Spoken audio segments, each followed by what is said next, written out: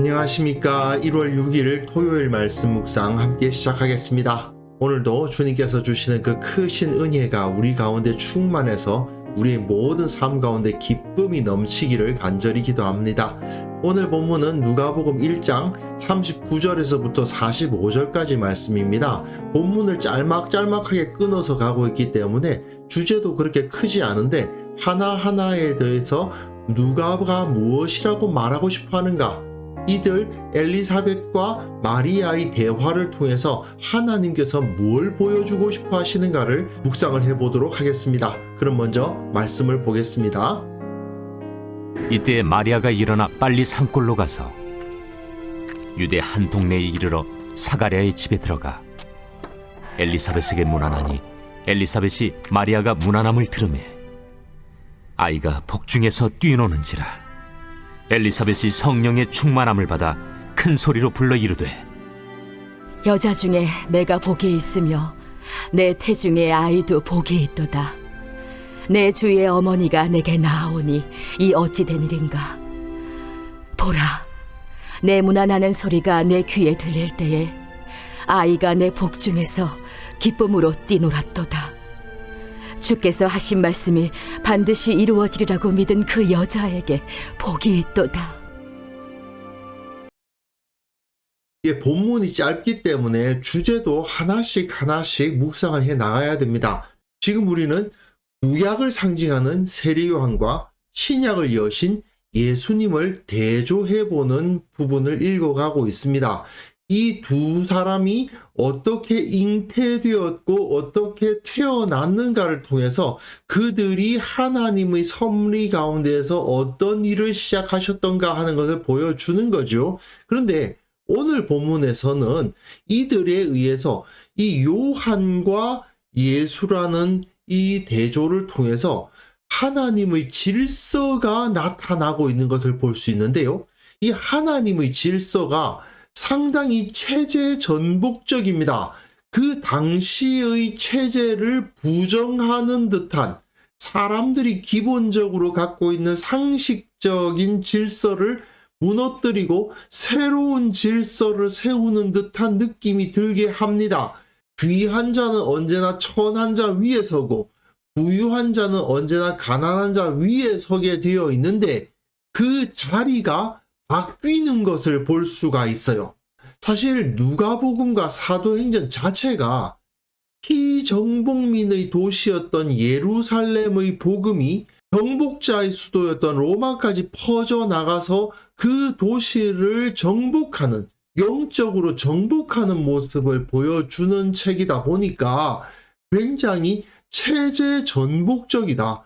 그 당시 사람들이 가지고 있었던 질서를 변화시키는 에너지를 보여주고 있다는 것을 알 수 있게 합니다.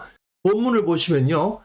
이때에 마리아가 일어나 빨리 산골로 가서 유대 한 동네에 이르렀다라고 되어 있습니다. 마리아가 일어나서요. 그래서 유대의 한 동네 산골로 갔어요. 사가랴의 집에 들어가 엘리사벳에게 문안을 합니다. 앞서 내용을 기억하시는 분들도 있으실지 모르겠지만 엘리사벳은 자기가 잉태했다는 것을 깨닫고 다른 사람들이 자기를 찾아올 수 없는 곳으로 숨어 들어가서 거기서 임신 기간을 보내요. 그런데 그곳이 어디인지 마리아가 알고 있었다는 겁니다. 천사가 가르쳐 줬을 수도 있고 친족 관계니까 알게 되었을지도 모르겠지만 어쨌든 유대의 한 동네 산골이었습니다. 예루살렘이 아니에요. 사가랴의 집에 들어갑니다. 사가랴가 나름대로 엘리사벳을 위해서 마련한 집일 수도 있죠.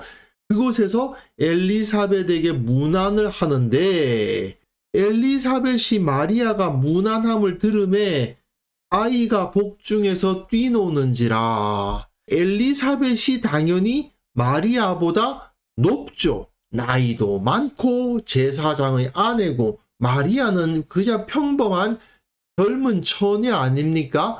나이뿐만 아니라 제사장과 평민이라는 지위라는 차원에서도 엘리사벳이 마리아보다 높습니다. 그런데 이 요한이 복중에서 뛰노는 모습을 볼 수 있습니다. 왜 뛰놀고 있죠? 기뻐하고 있는 것인데 왜 기뻐합니까? 엘리사벳이 성령의 충만함을 받아서 큰 소리로 불러 이르되, 엘리사벳이 하나님의 말씀으로 말하기 시작했다는 뜻이에요. 여자 중에 내가 복이 있으며 내 태중의 아이도 복이 있도다. 내 주의 어머니가 내게 나오니 라고 되어 있죠. 내 주의 어머니가 내게 나오니. 마리아가 엘리사벳보다 높을 수가 없는 존재인데 내 주의 어머니라는 표현을 엘리사벳이 마리아에게 하고 있으니 이 어찌 된 일입니까? 놀라운 일이 벌어지고 있는 것입니다.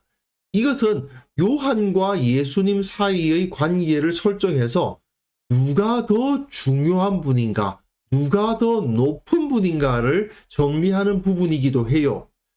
구약 성경을 상징하는 요한과 신약을 여신 예수님의 비교를 통해서 구약 성경이 예수님의 배경이 될 수는 있을지언정 구약이 예수님에 의해서 이루어진 새 언약보다 높은 것은 아니죠.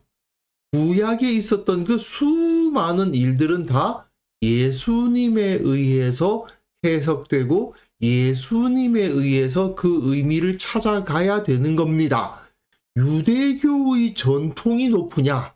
아니면 예수 그리스도를 통해서 전파된 복음의 능력이 높으냐? 이것에 대한 대답도 제시되고 있는 셈입니다.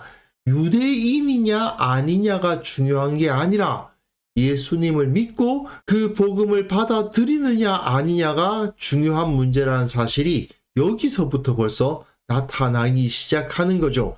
보라, 내 문안하는 소리가 내 귀에 들릴 때에 아이가 내 복중에서 기쁨으로 뛰놀았도다. 구약의 총아인 요한은 기쁨으로 뛰놀며 예수님을 섬기는 존재입니다. 구약의 질서가 예수님에 의해서 이루어진 신약의 질서에 정복당하고 무너지고 무릎 꿇은 게 아니고 오히려 구약의 질서는 기쁨으로 신약의 질서를 받아들이며 신약의 복음에 의해서 구약이 완성되었다라는 것을 여기서 벌써 알 수 있게 해주는 거죠. 세례 요한은 예수님이 오셨기 때문에 그 인생의 가치를 인정받는 것입니다. 구약 성경 그 수많은 선지자들에 의해서 기록된 그 하나님의 말씀은 예수님이 이후에 오셨기 때문에 진정 하나님의 말씀으로서 가치를 가지게 된 거예요. 주께서 하신 말씀이 반드시 이루어지리라. 그 말씀이 반드시 이루어지리라고 믿은 그 여자에게 복이 있도다. 이 여자는 누굽니까? 마리아죠. 마리아는 첫째로는 가브리엘이 전해준 하나님의 말씀을 믿었습니다. 또한 이것은 구약 성경에 있는 그 모든 말씀이 이루어지리라 믿은 사람들, 메시아가 올 것이라고 믿은 사람들이 복을 받을 것을 암시적으로 보여주고 있는 것이라고 할 수가 있는 거죠. 그리고 이걸 통해서 엘리사벳과 마리아의 질서가 바뀌고 있지 않습니까? 당연히 엘리사벳이 마리아보다 높은 존재인 것 같은데 오히려 엘리사벳이 마리아를 내 주의 어머니다라고 부를 정도로 서로 질서가 바뀌게 됩니다. 그런데 이들이 엘리사벳이 마리아의 힘 앞에 무릎 꿇고 굴종한 게 아니고 기뻐하죠. 기뻐하면서 그 모든 변화가 일어납니다. 이게 바로 복음이 전파되었을 때 세상에서 일어날 일이라는 거예요.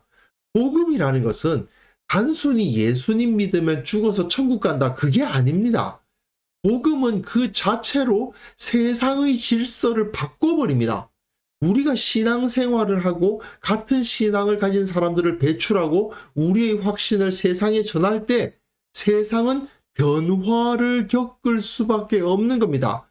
이것은 결국 사회의 불평등이나 빈부격차를 해소하고 불합리한 제도를 파괴하고 그리고 올바르고 합리적인 제도를 세우는 데까지 이르게 되는 거죠. 단 이것은 파괴적으로 갈등을 통해서 누가 누구를 힘으로 억압하는 것을 통해서 이루어지는 게 아니라 마치 엘리사벳이 마리아를 기쁨으로 영접하는 것처럼 엘리사벳의 태중에 있던 요한이 예수님을 기뻐하며 뛰놀며 예배하는 것처럼 기쁨과 평안으로서 이러한 체제 전복적인 사건이 일어날 것임을 여기서 암시해주고 있는 겁니다.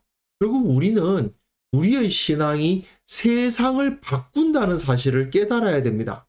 내 신앙으로 세상을 바꿀 수 있고 교회가 이 세상 가운데 많아지면 많아질수록 세상은 점점 더 하나님의 나라에 가까워질 수 있다는 사실을 믿음으로 받아들일 수 있어야 합니다. 그런데 문제는 현실적으로 신앙이 세상을 바꾸고 있는가?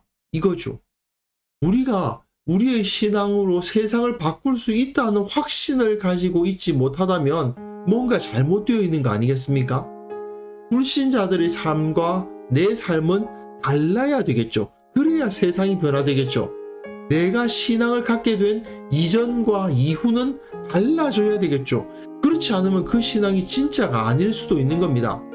성도들은 세상을 변화시키는 좀 다른 사람들이어야 되겠죠. 그래야 세상을 바꾸어 나갈 수 있지 않겠습니까? 그렇기 때문에 우리는 이 시간 함께 기도하실 때에요, 내가 가지고 있는 이 복음의 능력이 세상을 바꿀 수 있다는 사실을 믿음으로 담대히 다른 삶을 살아가게 하옵소서. 우리 교회가 이 세상을 바꾸고 하나님의 다스리심을 선포해 나가는데 사용되는 공동체가 되게 하옵소서. 함께 기도하는 시간 가졌으면 합니다.